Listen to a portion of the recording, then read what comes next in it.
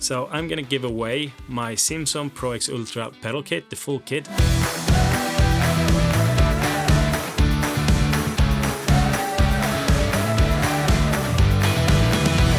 Alright, welcome back to Simit. Today we're gonna talk about the Simsonn Pro X Ultra pedals, and I'm gonna try to answer a question of should you go for the Simsonn or should you go for something like the House & Quilt Sprints? These are stainless steel hydraulic style pedals with pretty much adjustable everything. You have optional haptic feedback, and it's got a price tag that kind of makes you wonder if is this too good to be true? So I've been running these pedals for a few weeks now, and I've got some real thoughts on them. Because out of the box, they weren't amazing. But after some setup and tuning, they feel great. So let's dive deeper into it. So let's start with the build, because that part's solid. The pedals are made from stainless steel, they're laser cut, clean, and built like proper racing hardware. They're sturdy, well machined, and feel like they could handle years of abuse. They come as a 2-pedal or 3-pedal setup, and you can get it with or without base plate. But if you're at it, I would definitely buy the base plate, because it's solid and rigid, and it makes it so much easier to mount to your rig. Now, here's where things got interesting, and quite frustrating for me. These pedals are super adjustable. You can tweak angle, preload, spring tension, travel on every pedal. But I'll be honest, it took a lot of setup to make them feel right. And when I first tried a pedal straight out of the box, my first thought was like, okay, yeah, this is why they cost, the amount of money that they cost, because they felt long, squishy, soft, it wasn't convincing at all, and I couldn't really find any part of the braking, mainly, that I felt was nice or that felt good. But after spending some proper time tuning and looking at a few YouTube videos to see how to do it the best way with these pedals, I switched elastomers, adjusted the spring color, the dampening, and the pedal started to transform, and it went from feeling budget to feeling amazing. Progressive, solid, and a genuine hydraulic feel in them. And once dialed in, you get that soft initial bite, and then it gets progressively harder, and you can really trust it, and it feels like a race pedal should be feeling. It just takes a lot of patience and quite a few adjustment rounds to get there, but when you get there, it's totally worth it. And if we go into some specs, you all know that I'm not a big spec guy, but I haven't seen many people review these pedals because they are in the cheaper spectra, and people tend to do reviews of the more high-end gear because some people want to see that. But I think all of the gear is relevant because all of us are on different budgets. So the specs of these ones are, it's a 200 kilo load cell, it's an adjustable gas spring on the throttle, it's got ARGB lighting built into the base plate and on all of the cylinders, and an optional feedback powered either by SimHub or their own Simsonn software. And talking about the haptics, especially in SimHub, you can dial in traction loss, ABS, gear. It feels really immersive and you can really feel it. It takes everything to another level. So I can definitely recommend you to get the haptics and run them via SimHub. If you do it in Simsonn's own software, not that impressive. It's a little bit of a rumble, but I would say that it's like day and night. So if you're gonna use these haptics, go via SimHub. That's, the tip of the day from me. Once everything with these pedals are tuned in, they feel incredible. The throttle is nice, it's responsive, it's smooth, you can really control the throttle going out of the corners. The clutch, it's mechanical, it does what a clutch needs to do. I don't use it that much because I mainly drive GT cars and then I do the paddles. So the clutch is nice, it's got a nice bite point and it's easy to use.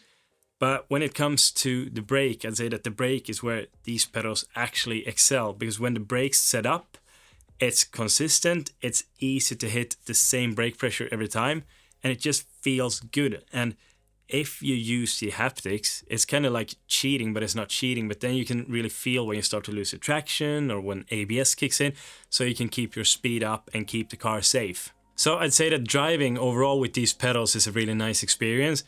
To be consistent is really important when you try to push lap times, and these pedals help me be pretty consistent, mainly because the haptics, but also because the brake is very exact every time. It's not as exact as the Simucube active pedal, but then again, the price difference, it's out of this world. I love driving with the active pedal, but you can really dial that in an easy way. Whereas, the Simsonn pedals or most pedals, you need to switch elastomers and stuff. So it's a bit more of a hassle, but these pedals feel really nice. And I think it's important to do reviews that are also in these kind of segment, because not everyone wants to go and buy pedals for, you know, 2,000 euros, whereas these are, you know, not even 250 if you start at the Simsonn Plus, which we're gonna go to in the next review. And software-wise, they, like every other brand, has their own manager. Theirs is called Simsonn Manager, and there you calibrate, you set bite points, you set dead zones, and all of those things that relate to your pedals. And on the Pro X, you also have the RGB lights. So there you set what kind of lighting effects you want. Lighting, I only set mine to be static blue because I'm not a super big fan of all these flashy lights, you know, down in my feet. It would just be, for me, a bit of, you know, taking focus of driving. But then again, like I said, for the haptics, don't use the Simsonn Manager. Use SimHub to get the best possible haptics that you can have. But okay, let's talk about value and pricing. So how much does the Simsonn Pro X Ultra actually cost? Well, the 2-pedal version, they cost roughly 235 euros shipped. The 3-pedal version costs roughly 345 euros. And if you want to add 3 haptic motors to all of your pedals, I actually think you just need 2, but if you want to add, then you're still under 450 euros shipped. So compare that to the Housing-Built Sprints that are 550 or 650, depending if you want 2 or 3 pedals. And then you haven't even added haptics. So price-wise, it's a big difference. And to be fair, when these are tuned, I actually think that these feel better than the Housing-Built Sprints, and I do have both. So I ran the Sprints for a while, a few weeks back, and then when I ran these, I have more consistency and I have more fun. I don't know, it might be just the feeling I have, but then again, like, this is a review from my perspective, and you might feel totally different, which is super fine, but I really like them and they feel solid and they give me what I expect when I push the pedals. If we're gonna go into some pros and cons, I mean, there's a lot of pros on these pedals. I mean, there's solid stainless steel, there's hydraulic style, realistic brake feel after you tuned it. They're fully adjustable, haptics in SimHub is great. RGB lighting, for me, it's I mean, it's okay, I don't mind it, but it's not like, oh, it's one of the biggest pros. And you get an insane amount of value for the money. But as with all good things, there's also things that I might not like that much, and I would say that the amount of setup this needs out of the box to feel good, that is something you might have to consider, because I spent quite a few hours on it. But also, if you know that when you buy them already, then it might be fast, because I mounted mine first and then I had to, you know, take them off to switch out a lot of parts. So, you know, if you want to save time, switch it, watch a YouTube video and see what kind of elastomers you want to use. That's one tip that will kind of minimize the time to get started. Haptics in Simsonn's software is really weak. You can't really feel them and they don't do much for immersion. And like I said, I prefer these over the housing felts, but I haven't tried these over a long term. I know that the housing felt feels good for a very long time. I don't know how these feel after 5 months, 6 months, 10 months, a year, 2 years. So that's something to have in mind. But then again, the kit is really, really cheap. And the people I've spoken to have had them for a year and they're still very happy with them. So are the Simsonn Pro X Ultra pedals worth choosing over something like the Housing-Built Sprints? Yeah, absolutely. I mean, they don't have the same plug and play feel, and you'll definitely spend time, you know, setting them up, tuning them in.